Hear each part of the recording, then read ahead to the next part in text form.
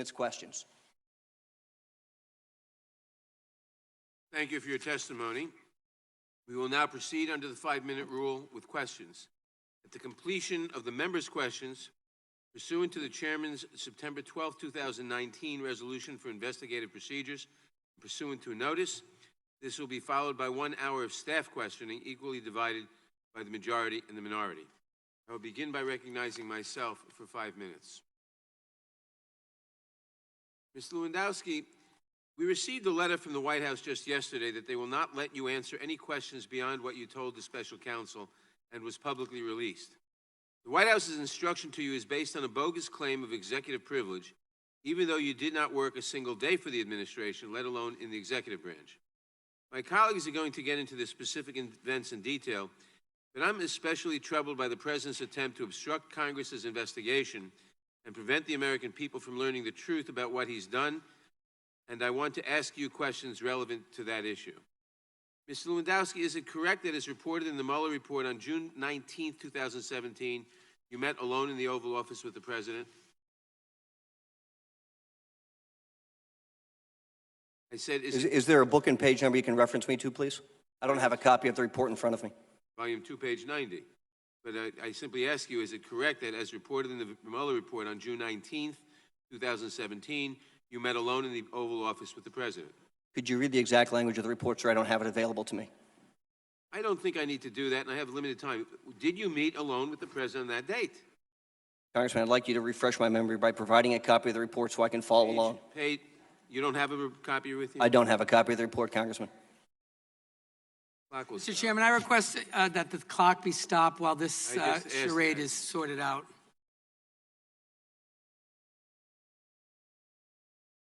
Yeah.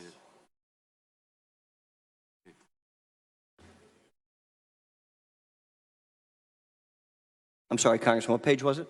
The clock should have been stopped and should remain stopped. Page 90, volume 2. Okay, and which paragraph, sir? I don't have it in front of me. I'd like a reference, sir, so I can follow along on what you're asking. Do you not have an independent recollection of whether you met with the President on that date? Congressman, I'm just trying to find in the Mueller report where it states that. Well, you have it in front of you. I gave you the page number. Yeah, where on page 90 is it, sir? Mr. Chairman, you got to start the clock. No, I don't have to start the clock when he's filibustering. Bottom of page 90. Well, filibustering is a different issue. That's across the hall in the Senate. This is actual questions being done now. Mr. Chairman, point of parliamentary inquiry, Mr. Chairman. That's not the gentleman will state his point of parliamentary inquiry. Mr. Chairman, is it appropriate for a witness to refuse to answer a question and instead demand that we reference and point him to the... I'd ask that Mueller report be closed and the witness be directed to answer the question. No, well, the answer is not appropriate, but it's on the bottom 2 lines of that page.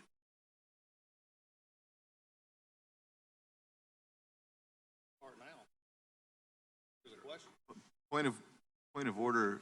When will the clock start, Mr. Chairman? Once the question's asked, Mr. Chairman, the clock should start. Right under overview, 2nd line. Parliamentary inquiry, Mr. Chairman. The gentleman, the witness. Point of order. The witness has the time and will answer. Point of order is a question. The witness point of order will answer overrides the question. that. A point of order overrides that, Mr. Chairman, and you know that. The gentleman will state his point of order. Point of order is once the question has been asked and referenced properly to the witness to answer the question, the clock should start. It cannot be held while you and your counsel go over notes. The gentleman is correct. The clock will start. And the witness will answer the question without further delay. Yes, I see that in the report. Thank you. During that meeting, did you tell the special counsel that the President, quote, asked you to deliver a message to Sessions, who was then the Attorney General of the United States? Page 91.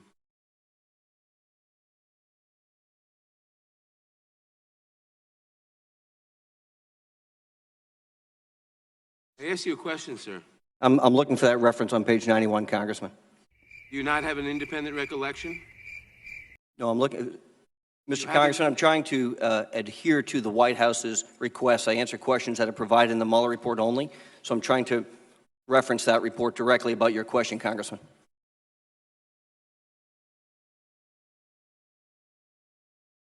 Were you a White House employee at that time? No, Congressman.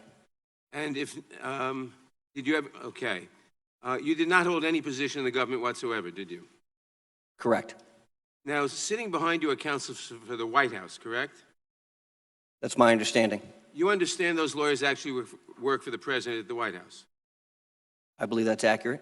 Nevertheless, the president's lawyers have told you not to answer any question by this committee other than what has already been disclosed in the special counsel's report. Is that correct? Congressman, I'd have to read from the letter that the White House provided the committee if that would help clarify. Would you like me to do that, Congressman? No, I'd like you to answer the question.